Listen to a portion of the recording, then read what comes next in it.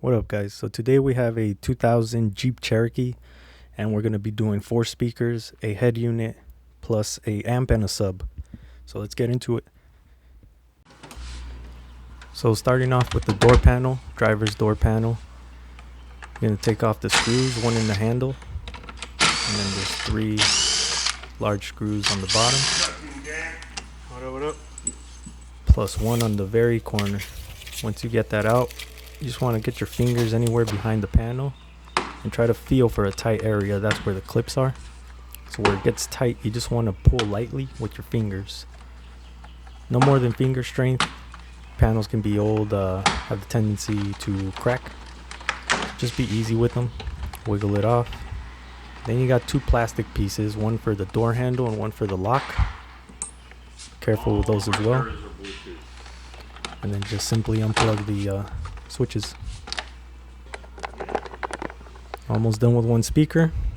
2 screws to go.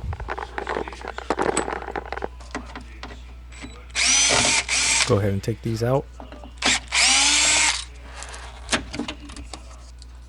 And unplug it. Now what you want to do is cut off the terminal. And we're going to find out the polarity.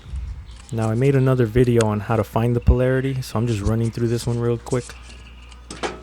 But as you may have watched my other video, just grab your battery. We're just going to pop our speaker. And depending which way it pops, we'll know what the polarity is. So now we found that, we're just going to go ahead and run through the second one. Same concept, just take the screws, pop the panels, unplug the plugs. Take your speaker out. And then one little tip is, if you already found the polarity on the first speaker, you could just look at the plug and you'll immediately know which one's positive, which one's negative. It's going to be the same all the way around. So you don't have to pop each speaker. You can if you want to be safe, but once you know which one's positive and negative, it'll be the same all the way around. Maybe different color wires is all, but that's it. Now for the rear ones, really easy. We got these up in the headliner in the rear. Very, very little strength, if any at all. Now the rears have torques. Sometimes they switch it up on you, so no biggie. We'll just get the torques out.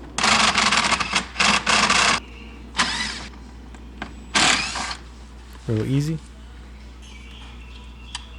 Cut them loose. Leave a little slack, by the way. And now we got to prep our terminals for our aftermarket radio. So for that, we just got 4 little pieces of wire, black and red each. You're going to strip both sides. And on one side, you're going to put your terminals that are going to connect to the speaker. Once you run through all 4 of those, you're going to load the other side up with just some regular butt connectors. And those are going to be the ones we crimp onto the existing wire.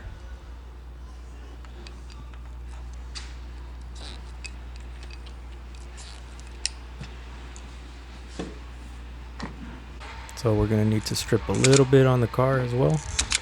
Just go ahead and crimp them once you know what's positive, what's negative.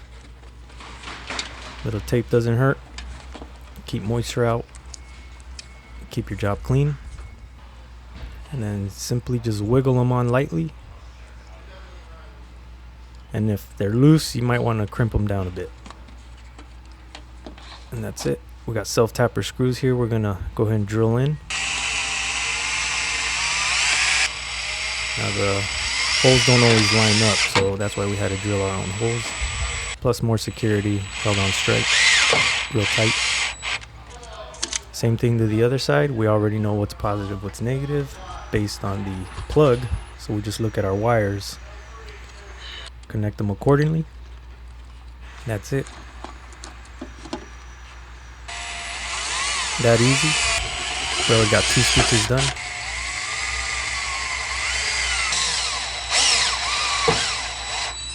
So now we're working on the rears, and same exact thing.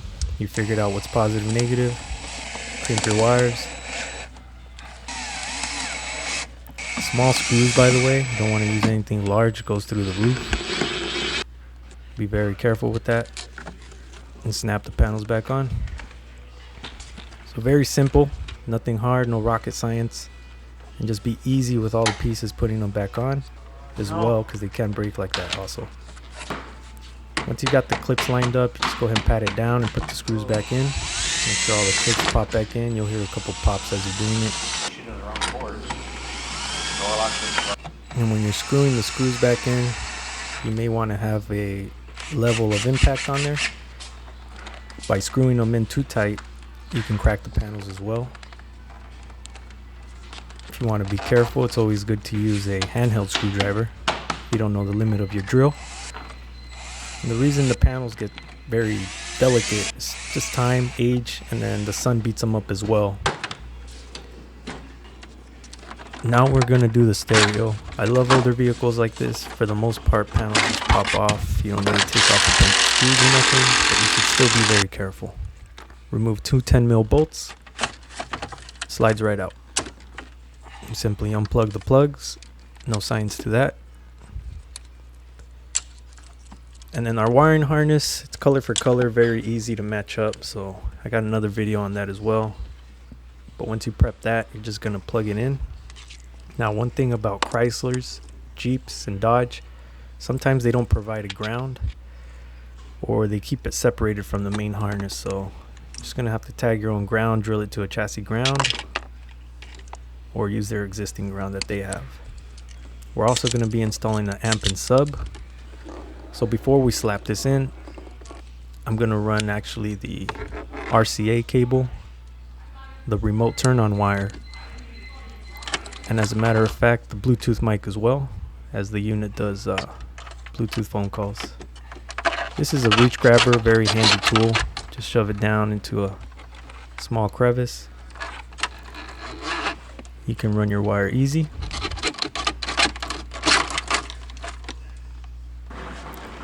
Here I'm just going to pop off the panels on the side where I'm going to need to run the cables, as we are mounting the amplifier under the rear seat. Same thing, be careful. Make sure you have all your screws off.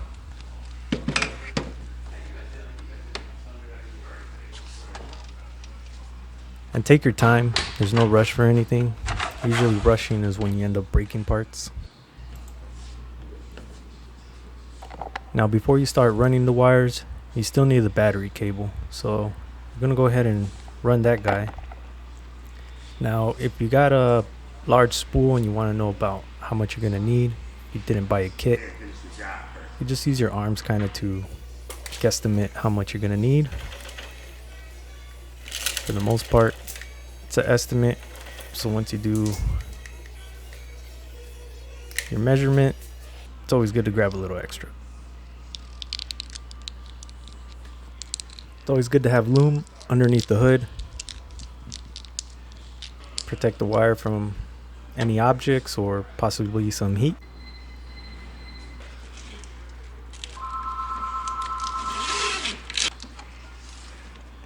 Here we're just gonna find a way to run it across. It's always good to follow the factory loom. Looks cleaner, plus you kind of have a guide. Once you run it through, you can run back and zip tie it. Make it a little bit cleaner.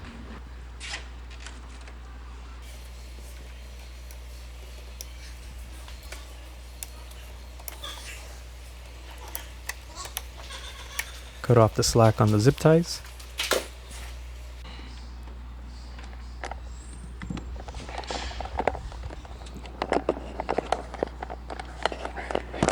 Alright, so as far as going in, now some vehicles that are stick shift are going to have little blinks like this where the clutch cylinder, and that's what we're going to use to run our power gauge wire today. I started with the self-tap screw, drills a tiny little hole, and then I move up with my unibit. And here we're using a grommet. It's always good to use these grommets. A little small, so I'm going to open up the hole a little bit more. Very flimsy firewall, by the way, so just be careful, don't go too far, too big. There we go. Now our power wire will not get shaved off or get cut by the metal. Just simply run it through. Now I'm just spraying some soapy water. Really, it's almost just water. Just helps it run through. That way the dirt doesn't get it caught up. Here's a view of the inside. It's right where we ran it. And we could just start pulling it through with one hand to get the loom right at the firewall. Now you can keep running your RCA cables and the remote turn on wire. You just want to run them right now. Don't worry about cleanliness or anything. You can always go back, clean it up, and hide the slack. Right now we just want to get through the kick panel.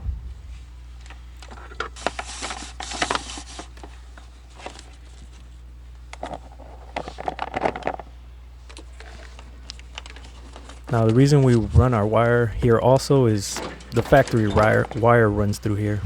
It's always good to follow the factory wire. It runs there for a reason, avoids getting pinched, and just looks cleaner. Now we're just about where the amp's gonna go, so we can start prepping for our sub. Now as far as our sub, it's always good to scorch the tips of the sub wire. That way they don't get frayed or start peeling off. You don't need a whole lot, just enough to keep the wires together. Makes the job look cleaner also. Alright, I'll catch you later, Jimmy. This is the box we're going to be using. It's a stealth box. Right now I'm just running the wire just to get an idea, make sure that the speaker wire is going to reach. After so we can go ahead and clean it up.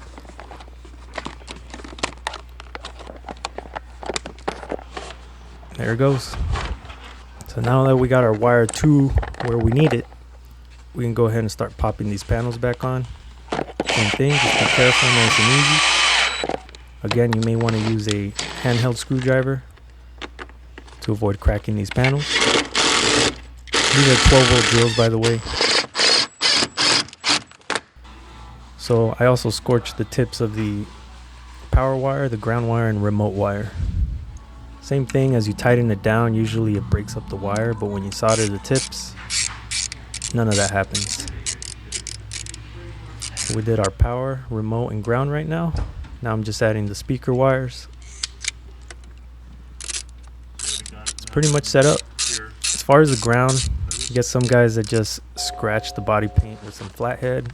I always grab a wire brush, cleans away all the paint, and there's no better ground than the red ground. Ground is more important than anything else. A lot of people don't know that. So more than anything, you want to have best ground possible. So we're just about wrapping it up. You can test the speakers because they're just running off the head unit. This is the power wire. I'm just setting up the fuse right now before we test the whole thing. It's called the A&L fuse. If you use the fuse with the cylinder type, those things are usually a little bit cheaper. Without popping, they go bad themselves. So A&L fuses are usually recommended, a little more bulletproof. Pain in the butt to set up, but in the long run, you have no troubles. Now once you got that set up, you're pretty much ready to roll. Just finishing stages here.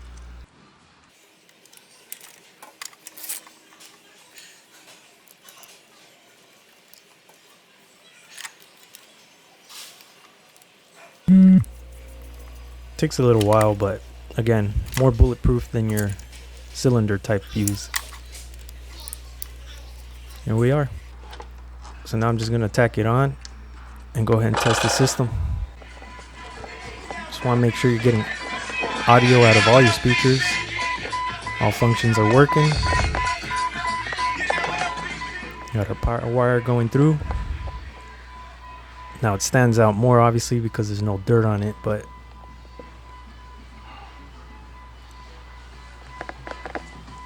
here's our amp, mounted, tuned.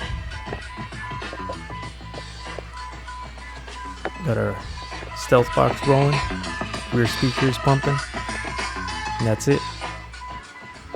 Cool guys, simple as that. Not necessarily for just you Jeep guys out there. It's pretty much same concept on any car that you do. Same exact steps. Just going to have different color wires, different size speakers, as all panels pop off differently. But once you're behind there, it's all the same thing. Cool, guys. Check me out later. Please like, subscribe, share, and I'll try to keep these videos coming. Peace.